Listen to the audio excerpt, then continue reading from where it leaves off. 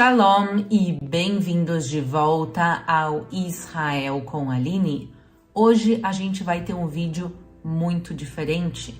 Não era parte da programação aqui do canal falar do conflito entre a Rússia e a Ucrânia, mas a gente achou que é realmente necessário tocar nesse assunto e falar da relação de Israel e do judaísmo com esse conflito.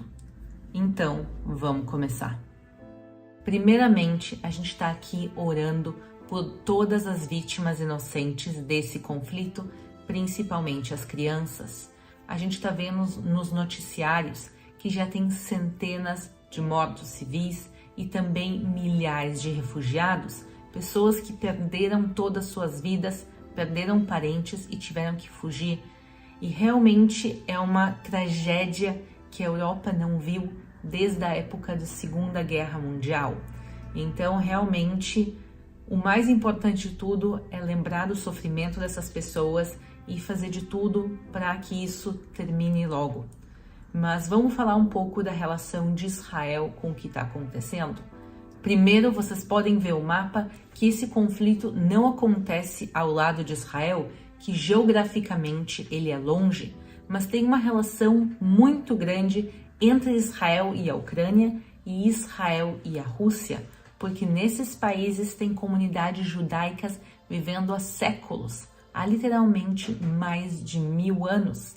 Milhões de judeus viviam nessa região, milhões também foram assassinados durante o Holocausto, mas mesmo depois do Holocausto viviam comunidades judaicas muito grandes, que sofreram ao longo de muito tempo.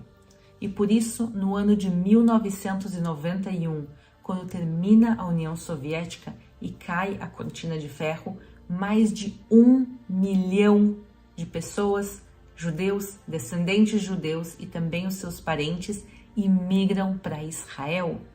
Eles não imigram em massa antes do ano de 1991, porque eles eram proibidos de sair pelo governo da União Soviética. Então, hoje em dia, tem uma população muito grande em Israel que é descendente de pessoas russas, ucranianas e também de outros países da ex-União Soviética. Lembrem que hoje em dia em Israel tem um pouco mais de 9 milhões de habitantes, por isso esse 1 milhão que chegaram nos anos 90 realmente são uma porção muito significativa do país. A gente tem em Israel jornais, inclusive canais de TV em russo que as pessoas ainda assistem.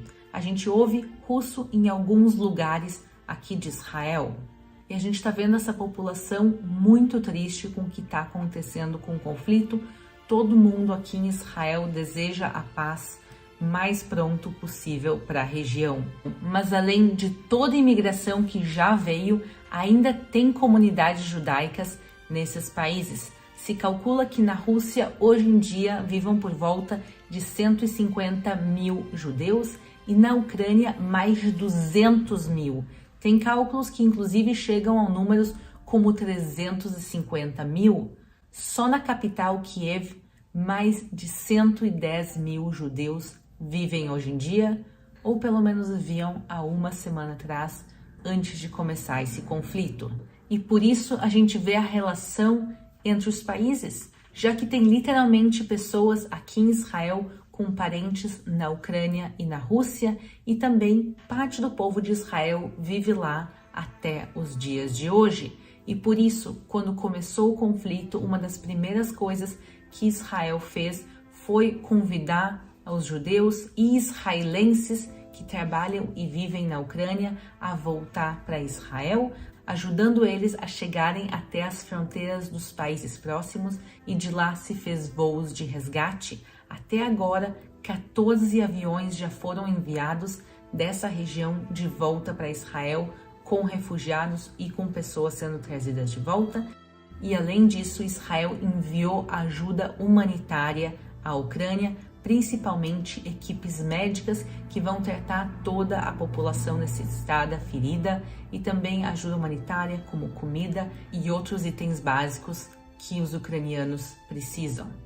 Mas isso não é somente a Ucrânia, a gente vê Israel participando e ajudando a muitos países em momentos de necessidade, quando grandes terremotos, deslizamento de terras, acidentes ou conflitos, Israel envia equipes médicas, equipes de resgate e ajuda humanitária. Então também não poderia faltar agora a ajuda da Ucrânia.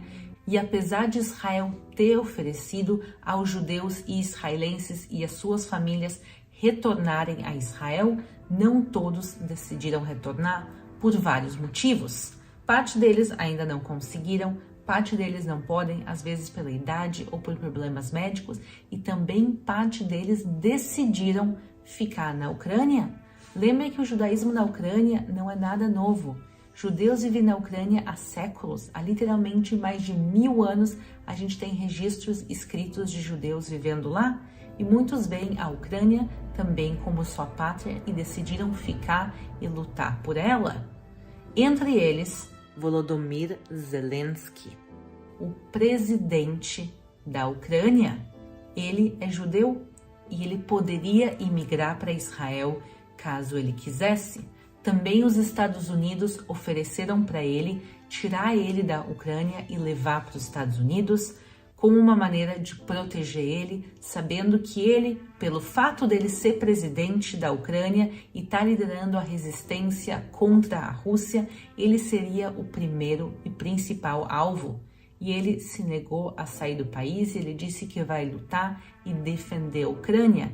Então é um judeu que decidiu ficar na Ucrânia e não só ele. A gente tem relatos de muitos judeus que decidiram ficar para defender o país que eles também veem como a sua casa.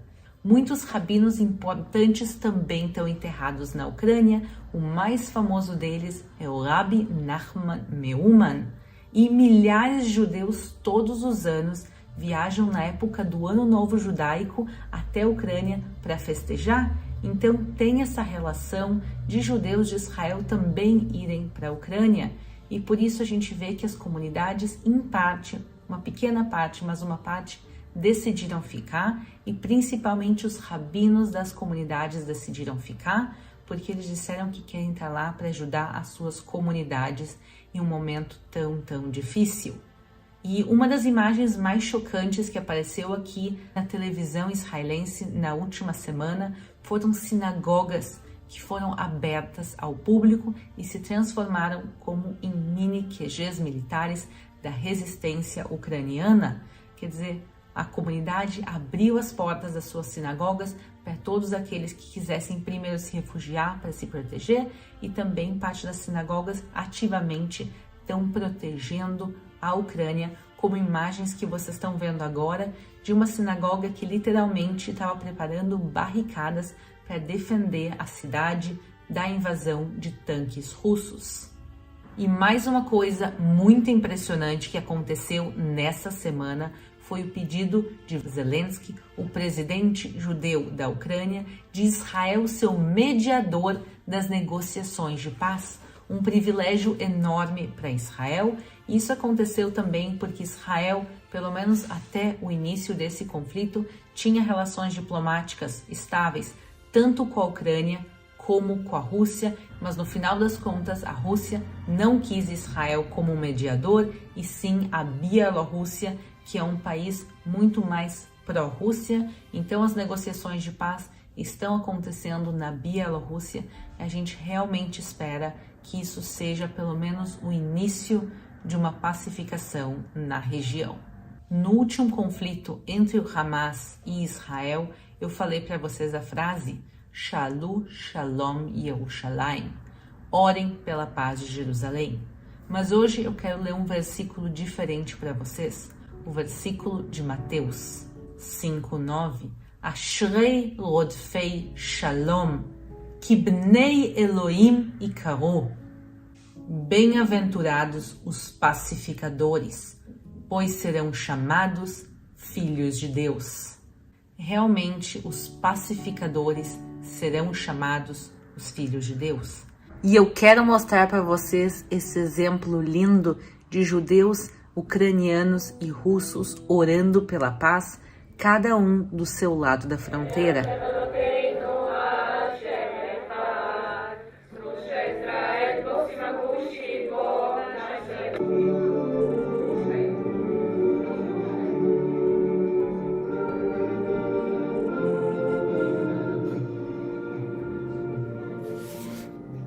a gente realmente, nesse momento, precisa de pacificadores. No conflito na Ucrânia e também de outros conflitos que estão acontecendo pelo mundo e de tantos lugares que sofrem com a violência. Então, nesse momento, eu convido a todos nós a orar pela paz da população na Ucrânia, para que logo se resolva esse conflito e que esse sofrimento tão grande e inimaginável chegue ao fim.